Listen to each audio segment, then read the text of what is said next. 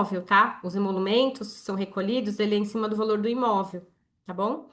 Então, aqui nesse caso, a gente faria o recolhimento em cima dos 250 mil reais e não em cima do 1.150.000. E a gente não tem ganho de capital aqui. Então, a gente teria um total de gastos de mais ou menos 50 mil reais aqui. De novo, isso é um caso hipotético e depende de cada família, tá? E existem algumas particularidades em São Paulo e que a gente pode explicar isso num outro momento, tá? De novo, eu tô explicando só a base por enquanto. E a gente pode evoluir depois para outros modelos, de holding e explicar as especificidades de São Paulo.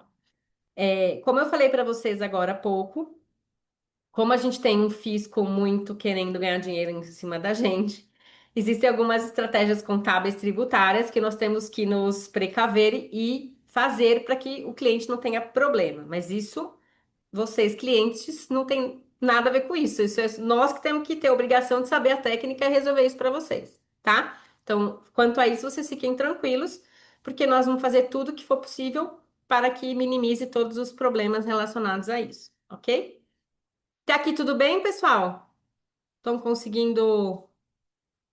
Tem aqui um chat. Ah, é isso aí, ó.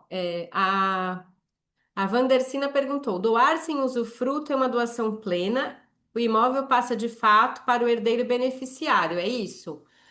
Quando você faz a doação, você vai pagar o ITCMD, que é o Imposto sobre Doação. Então, você vai pagar em cima do valor de mercado do imóvel, tá? Então, você vai pagar caro. E aí você fez a doação e aí aquele imóvel fica pro seu herdeiro e você não tem mais nada. Você deu, acabou, você ficou sem nada, tá? Então eu tô vendo aqui que o pessoal tá mandando aqui umas perguntas. Tudo bem até aqui, pessoal? Alguma questão? Tô entendendo bem? Tudo certo? É ruim que ninguém fala comigo, gente. Não sei o que tá acontecendo aí. Tá tudo bem, gente? Alguém tá Tudo dormindo? bem. Ah, então tá bom. Obrigada. Vamos lá. Então vamos lá. Tem uma diferença financeira aqui, nesse caso hipotético, novamente, de 194 mil reais, uma economia de aproximadamente 80%, e você não tem perda patrimonial. Ou seja, você não tem aquele problema lá de vender o imóvel com deságio, você não tem ganho de capital, nada disso, tá? Então é realmente uma economia muito significativa. E como eu falei, quando o sistema é de três células, a diferença é maior ainda, tá? Quem já fez? Quem também já fez? Aí vamos brincar um pouco aqui, gente. Vamos lá, vamos ver se vai dar certo. Thaís, pelo amor de Deus, tem que dar certo esse vídeo.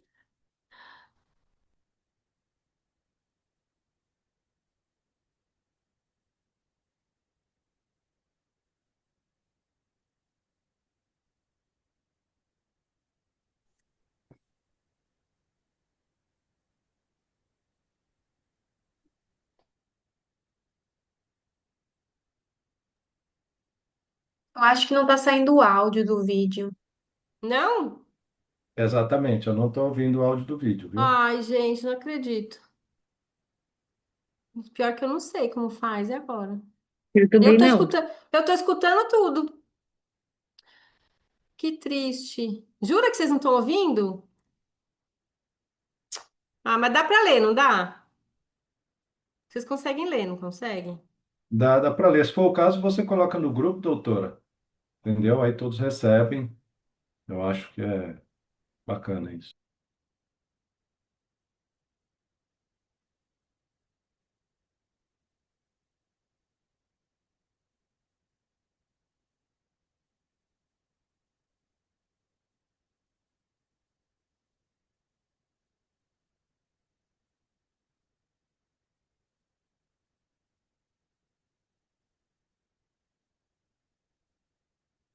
Bom, pessoal, vocês não conseguiram ouvir, mas vocês conseguiram ler a legenda aqui, né? Então, acho que ficou claro que até a novela está falando sobre isso ultimamente, né? Aqui eu vou mostrar algumas pessoas que já fizeram holding, tá? Mas é só porque são pessoas conhecidas. Mas, como eu disse lá no início, qualquer pessoa pode fazer uma holding, não é necessário ser rico, tá? Então, Norberto Odebrecht, se ele não tivesse feito o inventário dele, ele tinha uma fortuna de 14 bilhões. Se ele tivesse feito o inventário, né? Se ele não tivesse tido holding, o valor do imposto que ele iria recolher era de 1,120 bilhões. Antônio Emílio de Moraes, que nós Só o conhecemos do Grupo imposto, né? Fora o Votorantim. resto, né? É, só do imposto a gente tá falando, tá, pessoal? É só imposto, a gente não tá falando do resto. Então, ele tinha uma fortuna de 15,5 bilhões. Se ele fosse fazer um inventário, só de imposto teria 1,240 bi. O Roberto Marinho tinha uma fortuna de 30 bi. Se tivesse que fazer inventário, só do imposto 2,4 bi.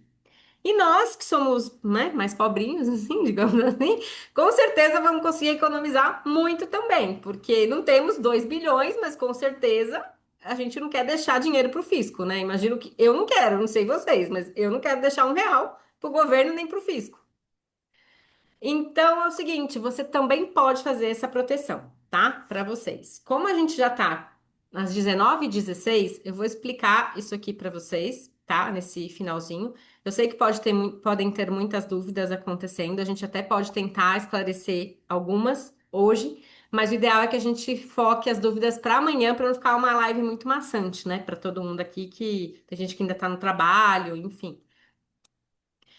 Então você também pode fazer isso para sua família, tá? Como funciona as etapas de construção de um sistema de holding? Aqui eu só estou explicando como são essas etapas. Tem outros escritórios e outros advogados que fazem de outra forma, tá? A gente faz dessa forma porque nós entendemos que faseado é mais claro e transparente para o cliente. Ele entende o que está acontecendo em cada fase. Existe um cronograma, ok? A primeira fase chama sessão de viabilidade. A segunda fase chama croquis estrutural e a terceira fase é implementação, que é aquela montaréu de documento, de contrato social, código de sócio, um monte de coisa que nós temos que fazer aqui para o negócio funcionar, tá? Então, como funciona aqui? A sessão de viabilidade é o momento mais importante para a holding. É nesse momento que a gente tem uma reunião de 2 horas em que a gente vai entender como a família está organizada, a estrutura do patrimônio, quanto a pessoa tem de patrimônio, quantos imóveis, quantos investimentos, enfim, o que ela quer fazer com isso, se ela pretende vender rápido aqueles bens, se não quer vender, quer manter, se tem brigas, tem confusão. Então, assim, esse é um momento super confidencial, tá? Em que a gente faz essa reunião com a família. Pode ser os patriarcas, que é quem detém o patrimônio, ou ele ou a esposa, ou os dois, ou um de cada vez. Enfim, como vocês preferirem, o ideal é que todos possam participar. Todos que eu digo os donos do patrimônio, os filhos não participam. Essa reunião é para quem detém o patrimônio, tá? Porque é ele que decide o que ele quer fazer. Os filhos não interferem aqui, ok? Essa reunião é uma reunião extremamente confidencial, extremamente importante, em que a gente vai definir, juntamente com os donos, o que eles gostariam de fazer e como a gente pode continuar tudo isso. Porque existem casos, pessoal, que os imóveis, por exemplo, não estão 100% regularizados.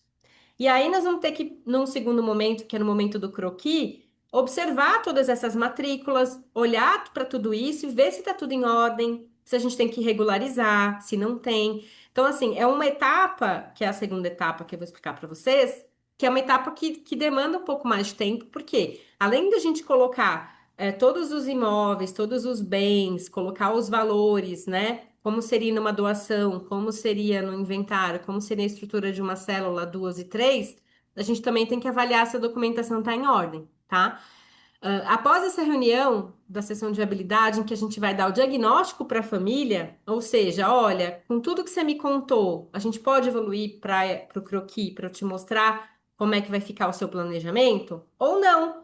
Eu já tive casos aqui, pessoal, em que eu fiz a sessão de viabilidade e nós decidimos que não iríamos continuar com o holding, porque naquela família aquilo não funcionava naquele momento. E existem casos em que a gente tem sim toda a possibilidade de continuar com a implementação da holding, tá? Então é possível para cada família. Então a sessão de habilidade é o primeiro passo, ok? O segundo passo é o croquis. É isso que a gente vai explicar para vocês. Uma vez o cliente querendo continuar, então, por exemplo, ele só faz a sessão de viabilidade e não quer continuar, não tem problema. Ah, não, ele quer continuar na segunda etapa, então ele vai para a segunda etapa. Lá a gente vai olhar, vai receber a documentação, né, que nós vamos pedir para vocês a documentação, a gente vai receber essa documentação, vai avaliar, com base no diagnóstico que nós tivemos, montar os sistemas.